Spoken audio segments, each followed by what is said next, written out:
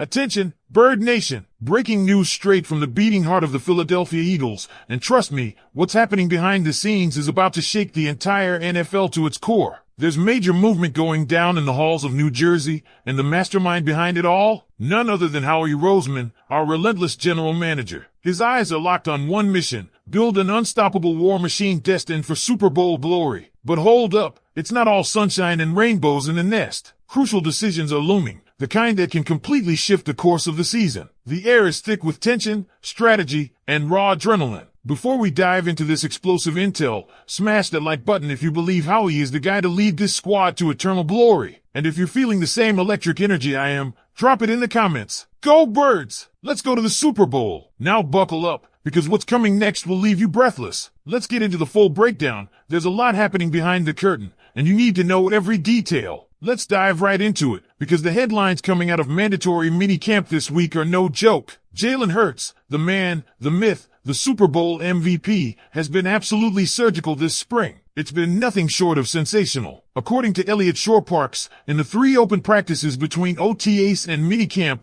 Hurts went 50 of 55 with 0 interceptions. That's insane efficiency, especially considering the turbulence he's had with offensive coordinators. Since getting drafted in 2020, Hurts is already onto his 6th offensive play caller. From Doug Peterson, to Nick Sirianni, to Shane Steichen, Brian Johnson, then Kellen Moore in 2024, and now Kevin Patullo stepping in for 2025, it's been a carousel. The pressure is on Patullo to inject creativity and freshness into this offense. Philadelphia evolved in 2024 under Moore, but stagnated in 2023 under Johnson. If the Eagles are going to punch their ticket to another Super Bowl, they can't afford a repeat of that misstep. The good news? Stability on defense. Vic Fangio and his entire staff are locked in for 2025. And speaking of the defense, second-year cornerback Khalil Ringo has the coaching staff buzzing. He's in the middle of a heated competition for the outside corner spot opposite rookie sensation Quinyon Mitchell, battling with veterans like Adoree Jackson and promising names like Cooper DeJean and Eli Ricks. But on Tuesday, Ringo flashed the talent that made the Eagles move up in the draft to grab him in 2023. He was locked down, even without getting his hands on the ball, blanketing none other than A.J. Brown in coverage. The intrigue with Ringo lies in his unique physical profile, 6 feet 2 inches, 207 pounds, with cornerback speed. That's safety size with elite movement. Only 22 years old, and if he puts it all together, Philly may have a gem in the making on the boundary. Now let's talk pass rush,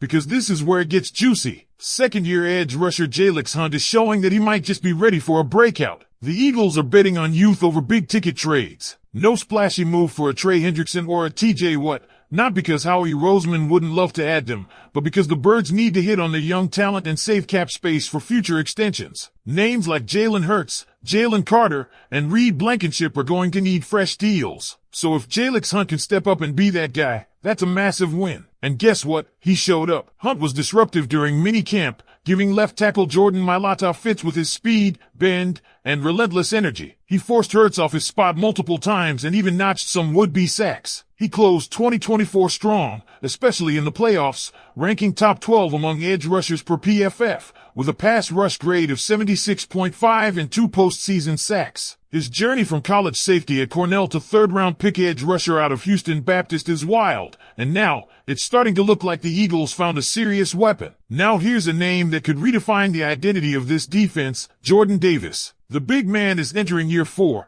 and let's just say the light switch has been flipped. Once viewed as a 2-down run stuffer, Davis looked like a different beast late in 2024 and especially in the playoffs. Teaming up with Jalen Carter, Davis dominated the line of scrimmage. According to PFF, he earned an overall grade of 86.8, second among all defensive tackles. Even more eye-popping, his pass rush grade was a near elite 90. And this isn't just about skill, it's about dedication. Davis fell in love with Peloton, dropped some serious weight, and looks far more agile and explosive this spring. He's slimmer, more mobile, and if this version of Jordan Davis continues into the regular season, the rest of the NFC better take notice. Switching gears to the quarterback depth chart, rookie Kyle McCord is quietly making a case for QB3 behind Hurts and the backup. Dorian Thompson-Robinson was brought in to compete, but McCord has been outplaying him in camp. The 6th-round rookie is processing pre-snap reads like a veteran and delivering the ball with confidence. Coming out of both Ohio State and Syracuse, McCord posted a 22-4 win-loss record in college and threw for nearly 4,800 yards last season with 34 touchdowns. He's got size at 6 feet 3 inches, a tough mentality,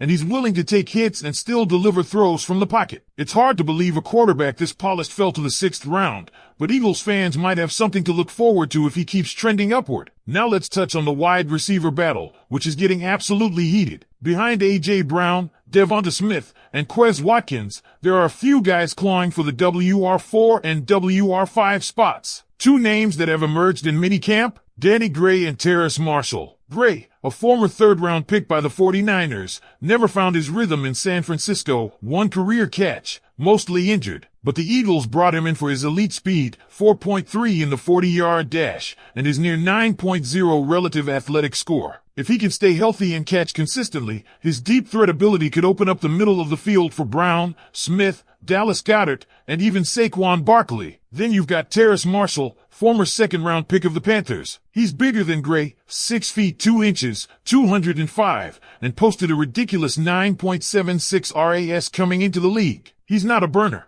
but his athleticism is real: 4.4 speed, 39-inch vertical, and 19 reps of 225 on the bench. Carolina never gave him a real shot, but under wide receivers coach Aaron Moorhead, who has developed A.J. and Smitty into arguably the best duo in the NFL, Marshall is starting to show signs of life. Both he and Gray have flashed this spring, and both bring unique traits that could earn them a final roster spot. Also worth mentioning is Jahan Dotson. In a contract year and fighting for snaps behind two stars, Dotson has had a very strong offseason. When A.J. and Smitty were resting late last season, he made the most of his targets and carried that momentum into the playoffs. He's not just surviving, he's pushing to be a real contributor in 2025. So here's the real question for Eagles fans. With all of these young players flashing and this roster starting to take shape, who do you think makes the final 53? Should the Eagles roll with the youth movement at pass rusher? Can Jordan Davis truly make the leap to elite status? And are Gray and Marshall good enough to claim those final receiver spots? Let me know what you think, because in the second part of this report, I'm going to take you deeper into how these roster battles could shape the team's identity heading into training camp and beyond. Ready for part 2? Just say the word. And just like that, we're picking up exactly where we left off, because there's a lot more meat on the bone when it comes to these developing roster battles and the way this Eagles team is starting to form its identity ahead of training camp. Let's keep going, because what's happening in South Philly right now could be the early blueprint for a Super Bowl caliber run. Let's circle back to the wide receiver room. This WR4 and WR5 battle is more than just background noise. It's a critical component of how deep this offense can be. Sure, we know A.J. Brown and DeVonta Smith are going to eat. We know Dallas Goedert and Saquon Barkley will be major pieces underneath and out of the backfield. But the reality is, injuries happen. Depth matters. And if Danny Gray or Terrace Marshall can stretch defenses vertically or be reliable rotational pieces, this offense becomes exponentially harder to defend. What stands out with Danny Gray is not just his speed,